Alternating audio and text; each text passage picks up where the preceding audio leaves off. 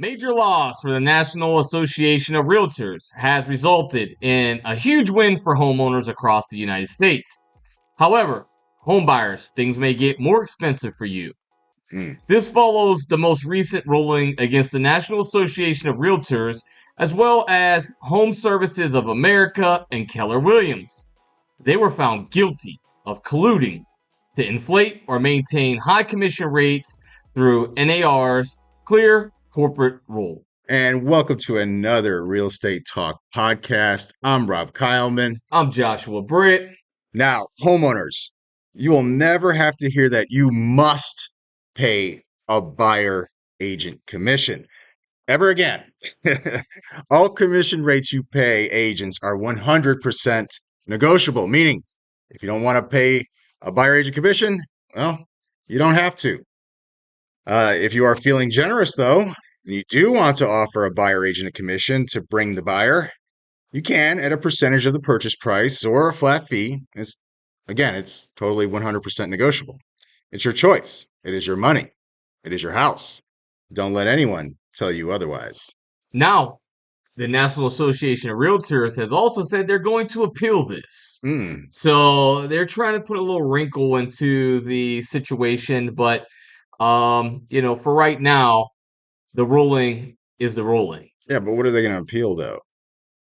Like, because they got slapped with a $5 billion tag. They sure did. It may be futile. It may just be to drag it out longer through the court process. However, they have said they do plan to appeal this ruling. Yeah, but it's not like they're going to say, well, yeah, you know what, you guys, we messed up. Homeowners continue to pay those commissions. We messed up. We're just kidding. Yeah, I full-heartedly agree with you that I don't think it's going to change any. However, yeah, it's their right to appeal the decision. Now, home buyers, this is not necessarily good news for you. No, not really. Because a lot of home buyers did not have to worry about the expense of paying their own agent's commission. Right. Because, well, the homeowners have been paying it for you. At least that's the case in most states. Now, there are approximately 17 states in the United States, believe it or not, where the buyers would normally pay their agent fees. Now, if the ruling holds, it's going to be in all states. For home buyers, listen, commissions are also negotiable. Just like for the homeowners, it will come down to a negotiation between you and your agent to come up with what you both agree would be, fair compensation. Now, that agent commission will be either paid at closing as part of your closing costs, or depending upon what your lender says, you might be able to, kind of rope it in with your loan. But here's the issue there, home buyers. Look, as agents, if we're going to do a service, we expect to get paid. Just like anybody else doing a job. We can't do it for free. Otherwise, we can't pay our families. We can't buy our nice cars. No, just kidding. Everybody thinks that, though. But listen, if average agents, you can go to Bureau of Labor and Statistics, and I'll link that in the description below, and you can check for yourself how much an agent gets paid in the area. You would be surprised what the average agent actually gets paid. So only the top tier ones are going to be ones making like the killer money, but they usually don't just show homes to buyers. They're typically doing investments, they're doing new constructions, they're doing a lot of different things in the real estate discipline to make compensations. Now, this actually has me a little bit, concerned when we're talking about higher closing costs for buyers. And the reason why is with inflation going on and their interest rates where they are, they're already stretched pretty high.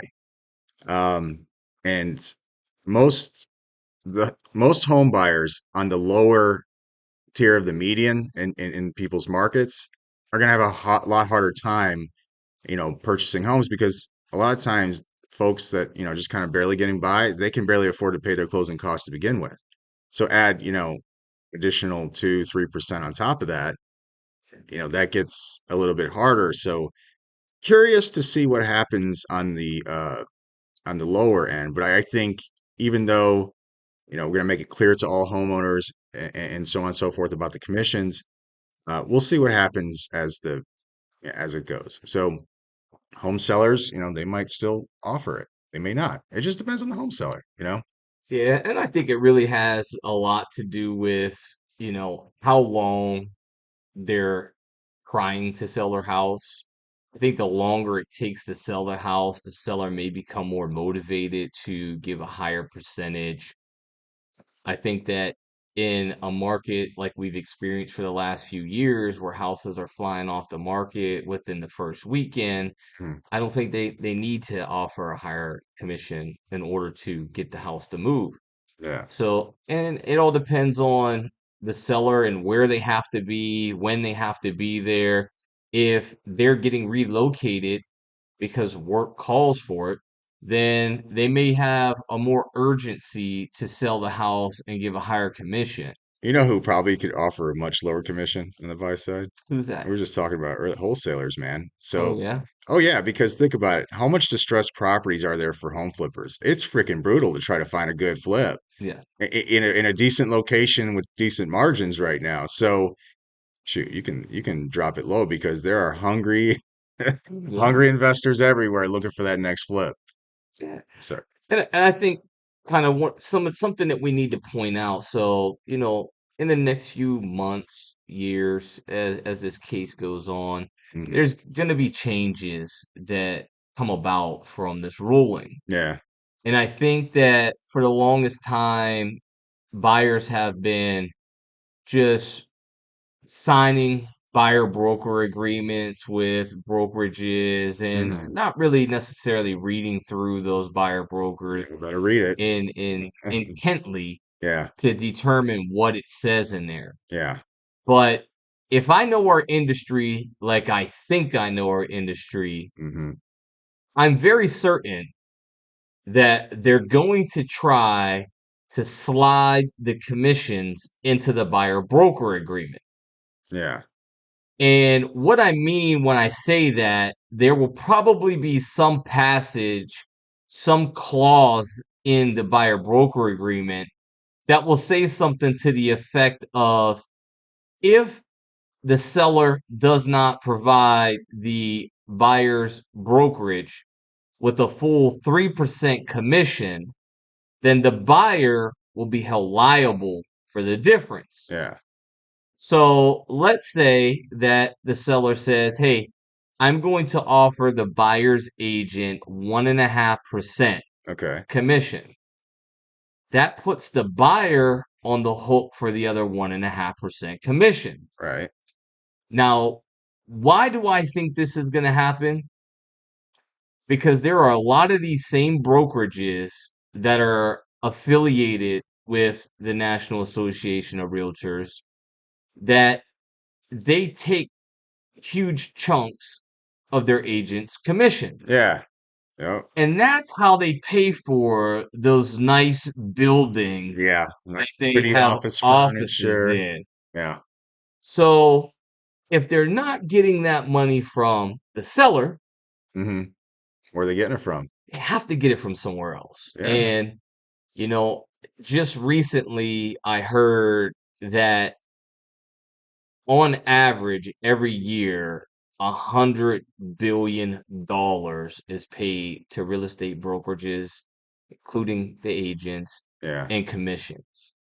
And this ruling has the ability to affect about $30 billion Hmm. of that 100 billion. Yeah. So essentially slicing it in to I two-thirds. mean, this is why you and I are at a boutique brokerage because the cost of doing business is just so much lower than some of those big, brand names because they have all those fees and these big caps and stuff that you would have to pay. Now, homeowners, I will say this, when it comes time to negotiate, the commission with your agent to sell the house, and I don't know, whatever numbers you're meeting at, if you hear something like, well, I can't, I have all these fees and stuff like that, I can't lower it. Just remember, that's not your problem. That is your agent's problem for picking the wrong brokerage. I mean, I'm not trying to be mean about it, but just because they made the choice to go to a brokerage that has a lot of fees because the brand is sparkly, then why should you, the homeowner, have to pay for that? You shouldn't. So I wouldn't take that as an excuse. I would look. When you're interviewing agents, try to interview more than one, unless your mom's sister's cousin is an agent and you want to give them a shot, which is great. You're a sweetheart for that. But uh, if you're going to try to look for different agents, interview a few of them and see who's going to give you the best value and service for the money. Because some offer a lot of different things with their services. Some will include things like professional photography, and or maybe they'll just do photos or they'll do video and the 3D walkthrough, or and it just depends on the or drone footage. Just find out what is included, for your money. Um, do they pay for actual marketing? And I'm not just talking about open houses or something like that. How are they pushing your listing out to more eyes as possible? That's what marketing is. Marketing is getting in front of as many people as possible, like product placement, right? And you got your MBA in marketing, I got my MBA in marketing, and there's one thing that I learned since doing marketing is it costs money. Yep. It costs a lot of money. And every time we put a listing up, if we drop, I don't know, 500 to a G on pushing an open house or just pushing the listing, that costs you as the agent money. Yeah, it's tax deductible and everything, but it's money up front. It's before you get that commission. So you might want to find out, what are they actually going to do to get your house in front of as many eyes as possible. If it's just open house and MLS, let's dig a little more. What else did I get for my money? Because if it's just open house and MLS, you might talk about a lower percentage cut. I mean, if they're going to do less, why pay for more? I mean, just my thought. Absolutely. And at some point, everything that you said is also applicable to the buyers. Yeah, You have to shop around and find out what brokerages are not going to hold you responsible for any missing commission. right. Again, it's very key because it's probably going to be hidden in the buyer broker agreement. Yeah, And if you see it in there, don't think that everyone's going to have the same thing, because everyone has a different overhead cost. Each brokerage has different overheads.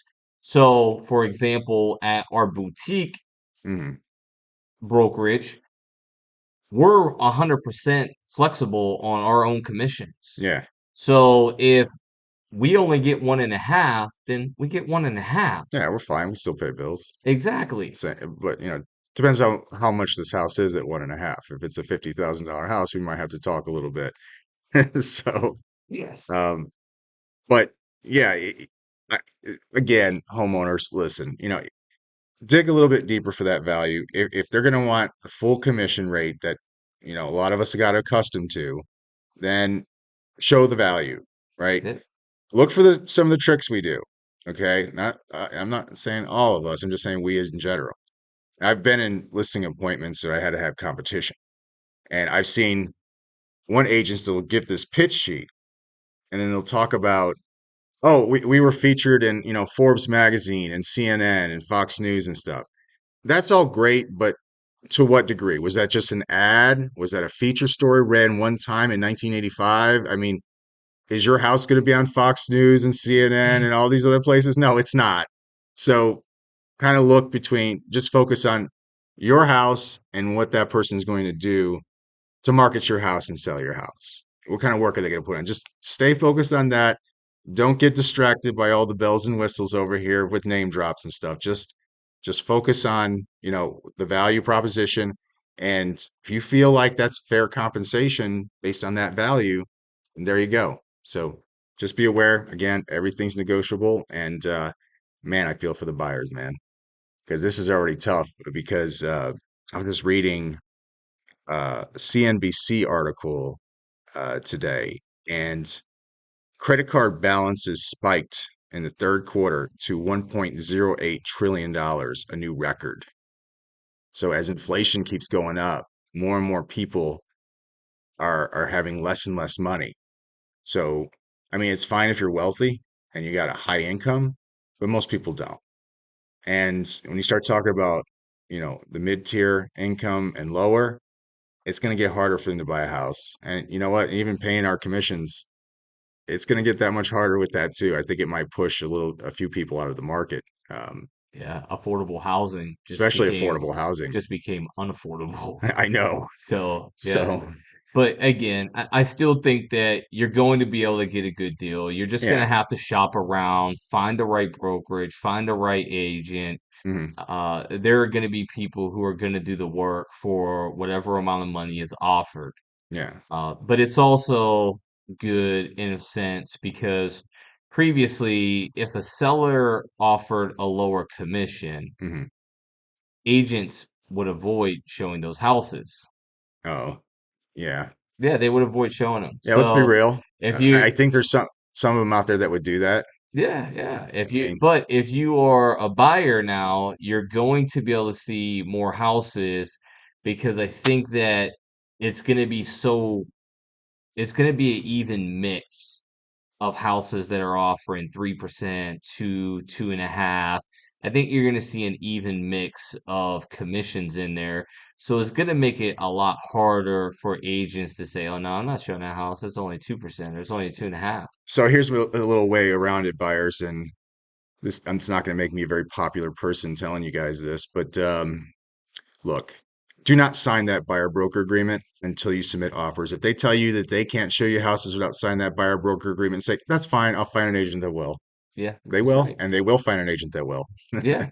I do it all the time. I don't ever have buyers sign a brokerage agreement until we write offers. Yeah, that's how we do it. But we'll discuss that commission stuff before we even start walking. Yes. So, So, and if you're a new agent out there mhm, and you're like, hey, this just kind of just threw a whole wrench into what I was planning on doing, my sister or my aunt is a broker or a realtor at some brokerage in some other part of the country, and you're like, hey, I now have to figure out what type of a brokerage do I want to go to. mhm, Do I want to go to a big name brokerage where everybody knows your name, kind of like Cheers, mhm, and face the fact that I may be put on the hook because we know how our industry is?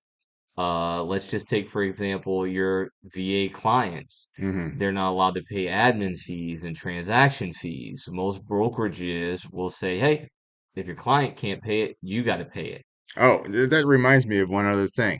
Oh, homeowners, listen. If you're interviewing agents and say we're not a discount brokerage, that just means we're an expensive brokerage and we have a lot of overhead. That's what that really means. They can't be a discount brokerage because they got, I mean, what is the cost per square foot on some of these commercial spaces? I mean, it could depend on where it's located. Exactly. I mean, shoot, they got a lot of overhead. Of course they can't be a They do. discount brokerage because, but you'll probably be able to find a lot of agents that be able to do the same amount of job and the same quality of job for potentially less. Yeah. So Yeah, it's all based on the overhead. So that's why if you're a new agent and you're getting into the industry, mhm, you have to make the tough decision. Do I go to the brokerage where mhm, everybody knows their name? right, Or do I go to a boutique brokerage where there's a lot more flexibility in what I can do with my commissions, where I can negotiate my commissions and not be held responsible for the difference? right, And when I say that, I mean this. There are a lot of brokerages mhm, where if you're an agent and you decide, hey, I'm going to give my client a discount for mhm, whatever reason. It could be they have a sick family member that they need to sell immediately, take care of the medical bills, yeah, whatever the case may be. You say, "Hey, I want to give my client a discount." The okay, brokerage says, "Oh, that's fine. right. You can give them a discount, but that discount's out of your half, Not out of my half. not out of my half. I'd You still get the you full can't Mountie. you can't negotiate my amount." Yeah, that's so messed up, man. So if you're a new agent, you have to ask yourself if you want to be in a brokerage that's not a team player, Yeah, or if you want to be with a brokerage that's going to be a team player. yeah, and I know. Listen, they have the beautiful printouts and beautiful folders and homeowners when agents present those beautiful things, those got paid for by somebody. It was your previous homeowner friends that paid for Yes. those. So just a thought, just a thought. But anyway, All right. Well, I think this about wraps it up for this episode. I know. Hopefully, we don't get too much hate. If you like this video, go ahead and hit that subscribe button. Give us a like. If you're agents and you hate what you just said, go ahead and give us a dislike. Leave us a comment below. Let us know how we're doing. If you want to see another topic covered, drop that in the comments down below as well. Thanks for watching. Keep hustling. See you soon.